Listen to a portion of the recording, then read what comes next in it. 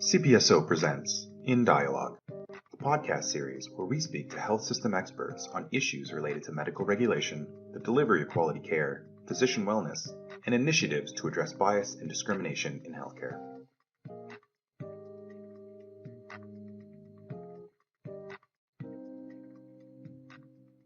Hi, everyone. Thank you for joining us in Dialogue. I'm so honored to host this very important episode on providing safe, compassionate care to unhoused and precariously housed patients.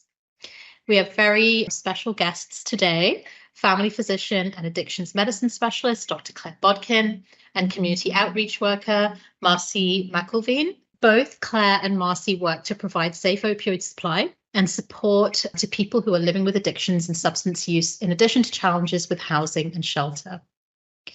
Before we begin, I just want to make a note and emphasize that the subject matter of this episode may be challenging for some listeners, especially if you or someone you know have previously experienced mental health challenges or addictions. We'd like to let you know that help is available for those who may need it, and we'll be including some information and support resources on our episode page. If you do need to use those, please do and pass them along if you know someone else who is struggling. So Claire, Marcie, I'm going to start with asking a little bit about your work at the Support and Safer Supply Program, the SASS program in Hamilton, Ontario. Can you tell us a little bit about the work that you do there and the kind of folks that you're working with and some of the challenges that they might be facing? I've been with HAMSMaRT Keeping Six for 3 years. I'm program director now. I come to this work as a person with lived experience of trauma created by the hospital and healthcare system, as well as someone who has polysubstance use disorder and has experienced homelessness and precarious housing. And the reason I share that I've gone through this stuff is it allows me to approach this work in a way that if I hadn't experienced that, I think I would approach differently. I get to walk with people. I think a big part of what I do and what we try to do is not have predefined goals and outcomes for folks. And we just meet people where they are in a way that allows them to be there and walk in the direction they want to, as opposed to meet people where they are and take them somewhere else. We spend time with them, we get to know them, we build relationships and community. I think a big thing that helps in regards to like healthcare in general, and in my experience, is having a community as opposed to just having a place or an office or a doctor you see once in a while, but you don't really connect with or have that relationship with. For example, today we had clinic and we have food and we have like employees and we employ patients and we have patients that volunteer and we have other community members to come in and they like cook food together and they eat together and see their doctor as they're like eating and hanging out with their friends. And prior to that, like we worked with our patients and community members that maybe don't come to clinic but come to our other programs and work with them in developing what they need, right? A report that outlines what they need. And we're able to do that because we've built trust. We also have like outreach programming that we do on Sundays. We have art programming that we're part of.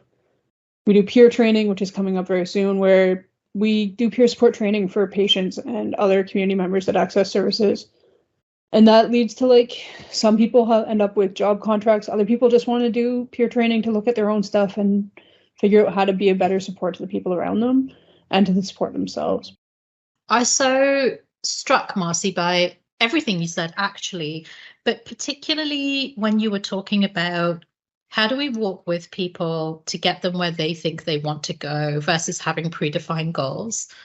And as a physician, that is not necessarily something that we are taught to do. It almost feels in some ways diametrically opposed to the traditional biomedical model. Like we have to know the answer and somehow we must be right. And I think what you said about the lived experience of trauma from hospital and the healthcare system is something that we don't necessarily appreciate as physicians. And yet it is a very real phenomenon, particularly for folks who are dealing with all kinds of different struggles, who are marginalized for lots of different reasons. This idea of walking with and not having a predefined goal, was that an important concept personally for you in recovering from some of that trauma and doing some of that healing? I ended up in the mental health system at a young age. I started using substances around the same time and started with opiates. Around that time, we did some art therapy stuff that the doctors then analyzed. I thought I was just drawing pictures. They didn't tell me someone was going to look at it. But everybody came to me with interventions. I'm now in college and I'm learning methods of intervention, and I get frustrated because they always came with interventions. Because what worked for somebody somewhere is definitely going to work for me. I've been formed under the Mental Health Act over 50 times in my life, and I've gone to residential treatment 15 times in my life because it was always going to work. One thing I do appreciate that I don't actually say often to like the physicians and people in my life is that as painful as some as it was, it kept me alive when I couldn't. What's central for the work I do, and the only way I'd be able to work in any form of healthcare, is if we did it in a way that allowed people to make their own path. I think there's a huge difference between providing intervention and providing involvement that allowed me to like actually look at myself. A psychiatrist said to me, how about you take responsibility? And it sounded harsh, but it's what I need to do. And no one gave me the opportunity to take responsibility because they always put me in a hospital or put me somewhere until I was well enough to be somewhere else. I'm hoping future generations of healthcare allows people the chance to like take ownership and speak up for themselves and are heard. I think we just need to listen instead of direct. Thanks so much, Marcie. Claire, do you want to say a little bit about your work with SASS? Initially, there was one doctor who had a clinic and worked with people who used drugs, a lot of whom had tried opioid agonist treatment without it working for them. Because our drug supply is illegal and unregulated, people were getting more and more sick. And so he finally was like, okay, I got to try something else. Some physicians in other parts of the province started prescribing what they were calling safer supplies. In Ontario, that means prescribing usually dilaudid 8 milligram tablets for people to take in hopes that they are able to reduce how much they rely on the illicit drug supply. He started doing that shortly before the COVID-19 pandemic. His clinic shut down because of the pandemic precautions. At the same time, Keeping Six, which is the Hamilton Harm Reduction Action League, we're running a drop-in program. And so we're told the building shut down. That worked for those of us that had a home to stay in. We could stay home. We could access our healthcare providers through the phone or the internet. But people who are deprived of housing, people who are living outside, they did not have that luxury. And if anything, seen over the course of the last few years, how many people were pushed into homelessness and housing deprivation. The group started to do some outreach together, initially like 3 times a week, to visit patients and people in encampments and shelters and other places. That sort of forged this really wonderful relationship between Keeping Six and HAMSMaRT, and is also when we were able to hire Marcie initially as the outreach coordinator. She came on as a part-time 12-week contract like 3.5 years ago now. Between Keeping Six and Marcie and Tim, collectively, we said, okay, we would really like to expand the safe supply prescribing that we're offering. We started the clinic in January of 2022. After 3 months, we were fortunate to get some funding for the expanded support and safer supply clinic. Since then, we've been able to grow the program. It includes clinics with 2 physicians working 5 half-day clinics a week, plus drop-in, street outreach, peer support training, all of the wraparound things that we're able to support people with in terms of building community and feeling a sense of care in their community. Amazing. And congratulations on the grant and getting funding, because we all know that can be a real uphill battle. Can you both talk a little bit more about how being precariously housed or deprived of housing affects people's ability to get the care and treatment they need? I don't speak for everybody that's precariously housed or unhoused or deprived of housing. I just want to be clear on that. Like, everybody's barriers, challenges, experience is different. I know from some of the folks I work with and in my own journey, the barriers sometimes start or end with how they're received.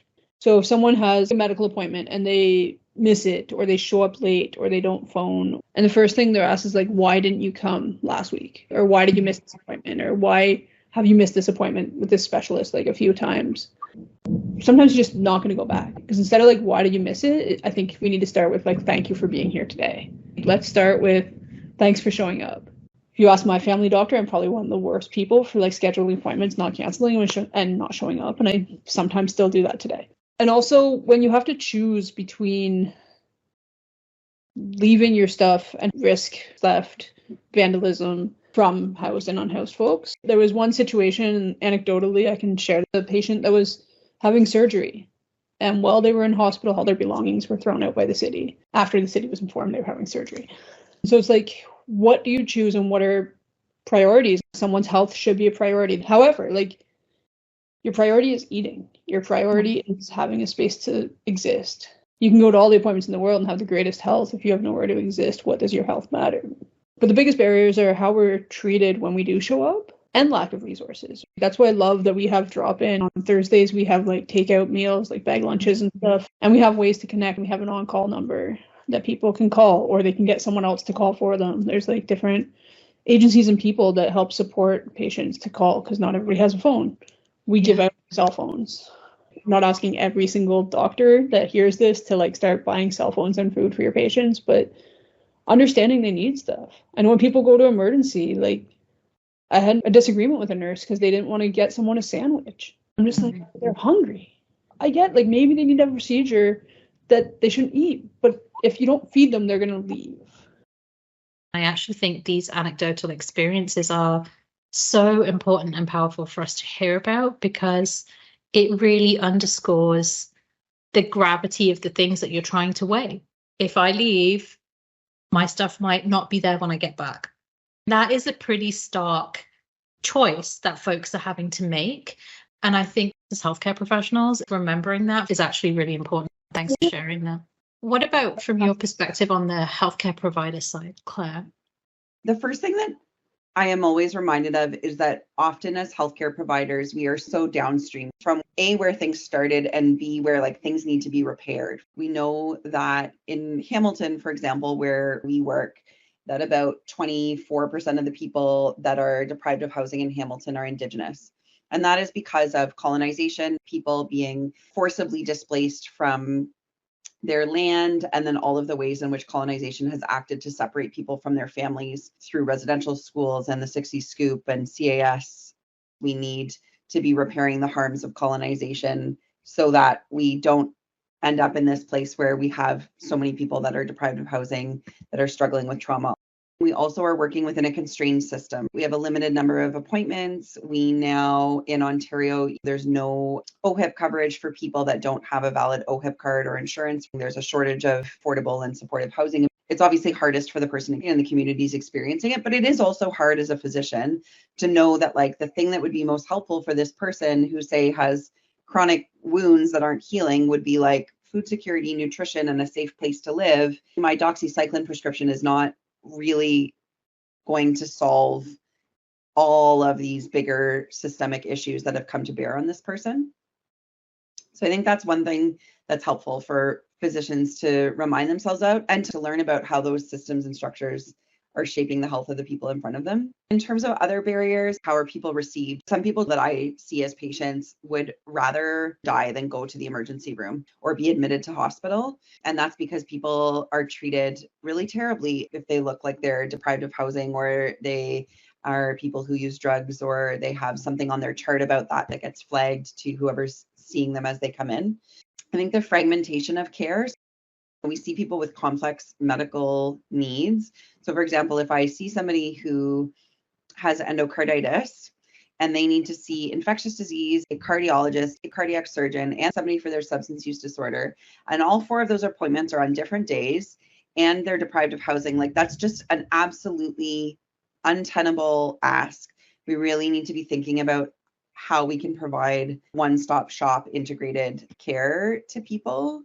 The reliance on technology. We use regular texting in our program for our on-call line and a 1-800 number, even though it's less secure, because that's not accessible to people. We need to offer options that actually are accessible and work for them, along with explaining the risks of those options. I could keep going on about the barriers, not having universal dental care, not having universal pharmacare, and the below social assistant rates, but those are some of the salient ones that come to mind.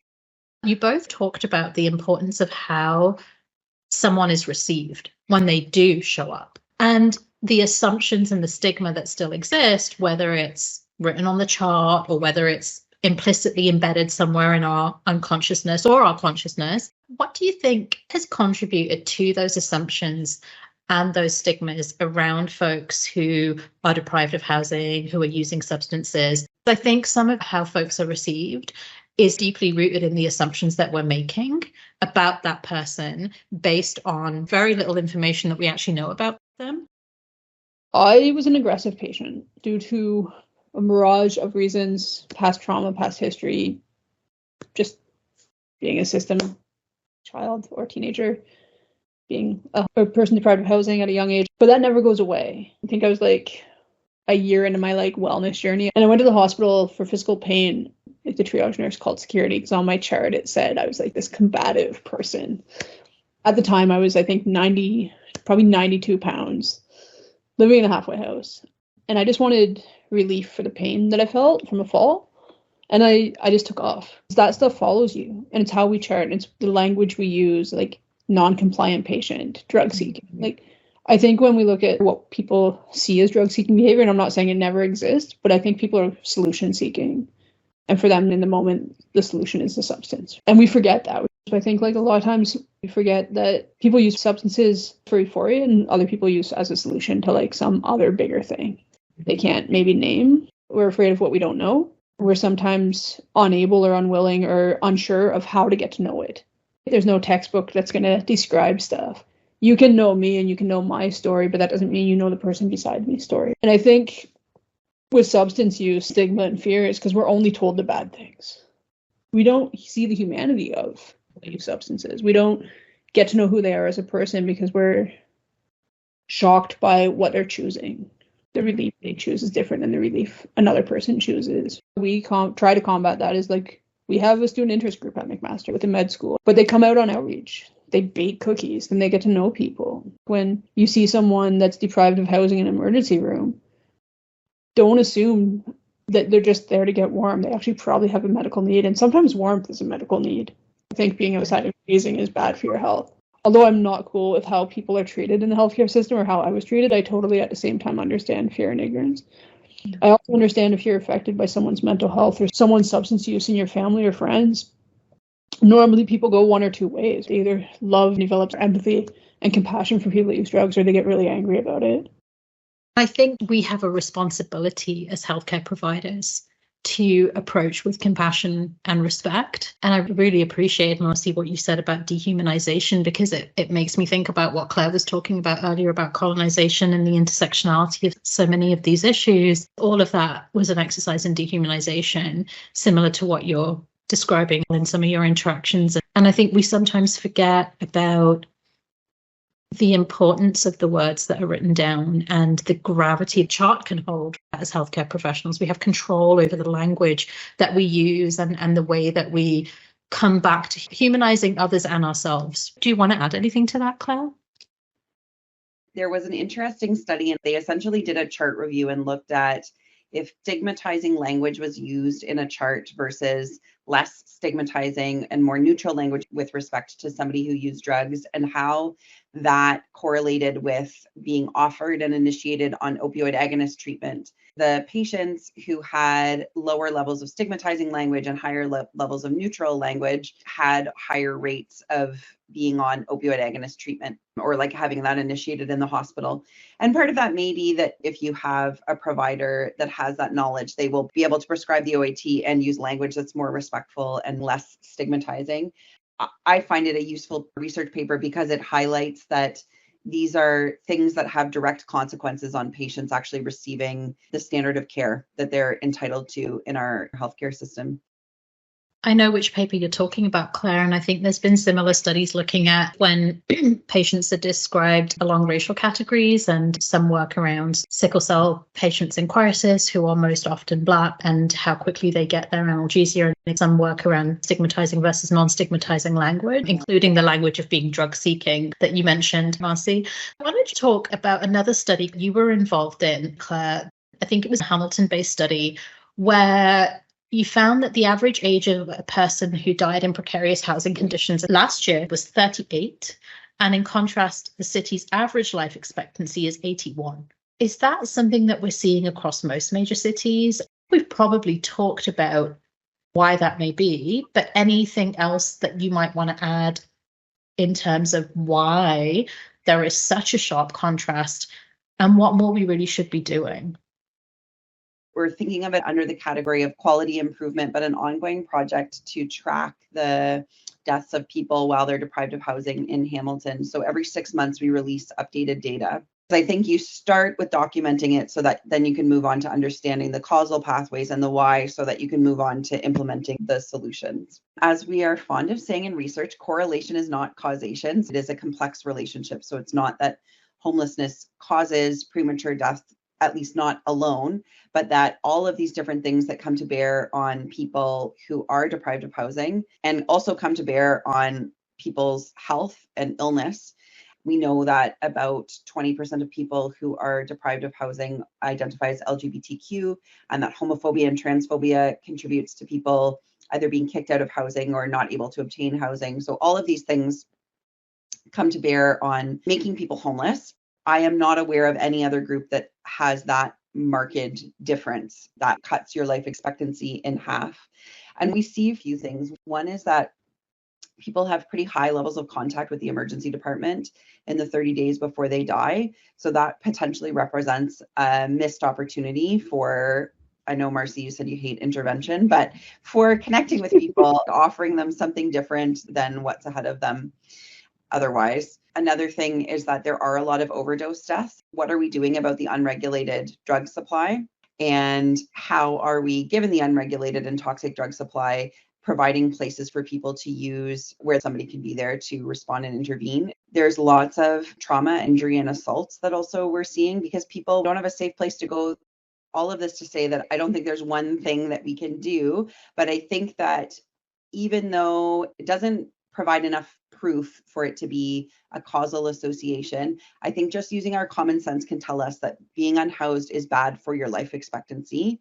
What our data is showing is just how bad it is. And to understand that people, in fact, do need housing in order to be healthy, but also just in order to live. You need protection from the elements. You need places where you can not have to use drugs furtively, alone, quickly. You need to have the ability to have a home and form connections, relationship, a sense of belonging in a community, or not having all of those things contributes to a shorter life expectancy for people. So that project is ongoing. We just released our 4th set of data. As of right now, we plan to look at that indefinitely, and we're thinking about ways of expanding our community reporting tool. I want to thank you both so much, not just for spending time with us today and sharing your expertise, but just for the really important work that you do every day. I really hope that we get to be in conversation with you again. Thank you so much. Thanks so much for having us. It's really lovely to be able to chat. Thank you so much. Thank you for joining us. Please visit CPSO Dialogue for more in-depth discussions about healthcare.